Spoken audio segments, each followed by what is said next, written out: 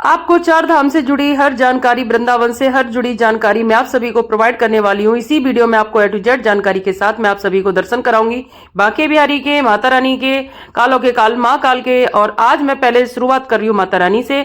और चार धाम है इसमें, माता रानी के साथ साथ चार धाम में जो मैं आपको दिखाई दे रहा है चार धाम, यहाँ पर कालों के काल माँ काल का और शनि महाराज का और राधे कृष्ण का, और सामने मैं भी दर्शन कराने वाली हूँ माता वैष्णो रानी का। तो चलिए देरी ना करते हुए करते हैं शुरू से शुरू।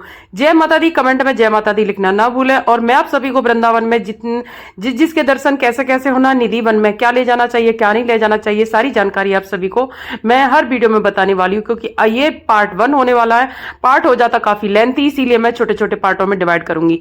आज दर्शन होने वाले माता रानी के। तो माता रानी का जो समय है, जो चार धाम का पहले समय हुआ करता था 8 बजे और दिन में 12 बजे दर्शन बंद हो जाया करते थे। इसीलिए लोग वहां जल्दी दर्शन कर आया करते थे। और जैसे वृंदावन के कर लिए, प्रेम मंदिर के कर लिए, और जो वृंदावन के महाराजा है बांके बिहारी, उनके दर्शन कर लिए। उसके बाद में 4:30 बजे तक टाइम काटना बहुत मुश्किल हो जाता था। जिनकी ट्रेन शाम की हुआ करती थी तो उनका यह दर्शन छूट जाया करता था, क्योंकि ट्रेन 4:30 बजे से ट्रेन शुरू होती है और तभी दर्शन छूट जाता था। तो अब समय में परिवर्तन हो चुका है। अब आपको 8 बजे से शाम को 8 बजे तक आप कभी भी ये चार धाम की यात्रा, ना कि बांके बिहारी के, मैं बात कर रही हूँ माता रानी के, और माता रानी के पास ही चार धाम है उनकी यात्रा के बारे में। इनके मंदिर का जो समय है वो शाम को सुबह से 8 बजे खुलेंगे और शाम को 8 बजे तक। तो ये माता रानी के पिंडी रूप में दर्शन है और पीछे माँ वैष्णो रानी है। तो माथा टेकिए और सच्चे दरबार की जय बोलते हुए एक लाइक कीजिए और अपनी हाजिरी लगाइए। तो ये माता रानी के ये इसमें ही दर्शन होने वाले हैं बहुत अच्छे से। ये अंदर गुफा में जो मैं वहां से लेकर आई थी वो मेन गेट है, और मेन गेट में आप अंदर एंट्री करोगे, वहां ये माता रानी की पिंडी रूप में दर्शन है, पीछे माँ वैष्णो रानी है।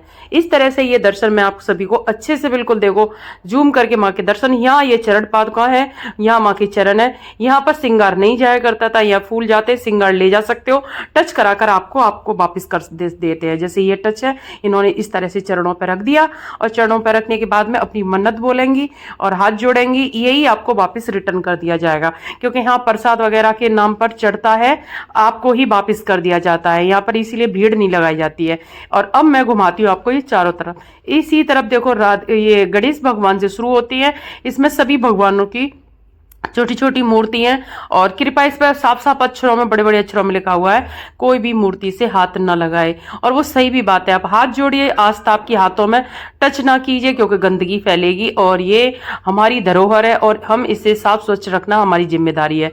इस तरह से सभी हाथ जोड़ते हुए आगे बढ़े। और फिर भी लोग वाग नहीं मानते, कोई प्रसाद टच कर देता है, कोई फूल चढ़ा देता है, ऐसे न करे। आस्था, हम इन्हें साफ स्वच्छ रखना हमारी जिम्मेदारी है। देख कितनी, और इसकी साफ सफाई देखने से मन भी नहीं करता कि ये गंदे होने चाहिए। तो इस तरह से आप कभी भी जाएं, दूर से हाथ जोड़े, मन से मन्नत मांगे इनको। जैसे स्वच्छ स्वच्छ जैसे हम कपड़े पहनते हैं, हम भी चाहते हैं हमारे कपड़ों पर कोई दाग धब्बा ना लगे, तो ऐसे ही ये भगवान की मूर्तियां हैं, इन्हें हाथ जोड़े, आस्था के भूखे हैं, ना कि इन्हें तुम टच करोगे। और हमारे हाथ कभी आप तीर्थों पर जाओगे कहीं और कुछ ऐसी जगहों पर टच हो ही जाते हैं, तो अपने आस्था को भी खंडित ना करें और मूर्तियों को भी खंडित ना करें। ये मैं अपना एक राय आपको बता रही हूँ, वैसे आपकी इच्छा है, पर लेकिन मैं यही कहूंगी दूर से हाथ जोड़े, अब मन साफ से अपनी मन्नत मांगे। और अपने फोनों में जैसे मैंने वीडियो बना ली है, वीडियो बना ले दूर से, लेकिन इन्हें गंदे ना करें। क्योंकि हर कहते हैं ना कण कण में भगवान बसे हुए हैं, तो कण कण में देखने हुए से ही आप हाथ मन से बोलिए, भगवान जरूर सुनेंगे। आप टच करके इन्हें गंदा करके, आपके हाथ क्या पता आपके हाथ कुछ अशुद्ध जगह पर लगे और आपने ये टच कर लिए, तो बहुत ज़्यादा हो जाएगा। मतलब आप अंदर से ही फिर महसूस करोगे कि बहुत बेकार हुआ।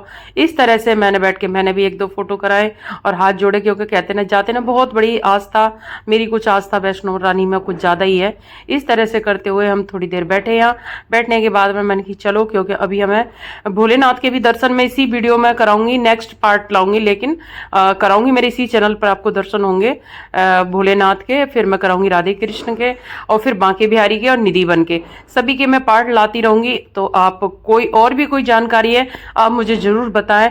और ऐसे ही हम जैसे यहाँ से बाहर निकलते हैं, बाहर निकलने के बाद में हमें यहाँ गुफा के भी दर्शन करने हैं, जहाँ 9 देवियां वास करती हैं।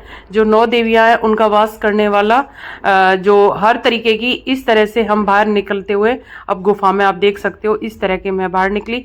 जो माता रानी यहाँ बैठी हुई, इसी के नीचे 9 देवियों के दर्शन आपको सभी को दिखने को मिलेंगे।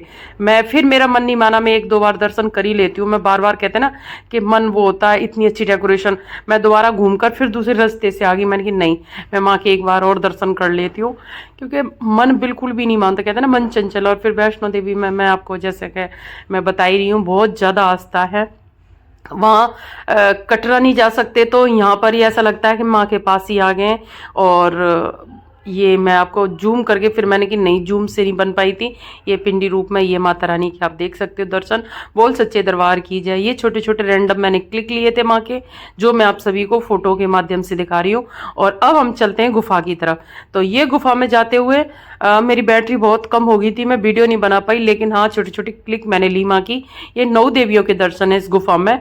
आप जरूर जाइए वृंदावन और दर्शन कीजिए। टाइम जैसे मैंने बता दिया, टाइम बिल्कुल अच्छा हो चुका है। आप उधर का बांके बिहारी के दर्शन निधि बन के प्रेम मंदिर के करते हुए आराम से यहाँ आ सकते हो, बहुत अच्छे से आपको दर्शन होंगे। तो बोल सच्चे दरबार की जय।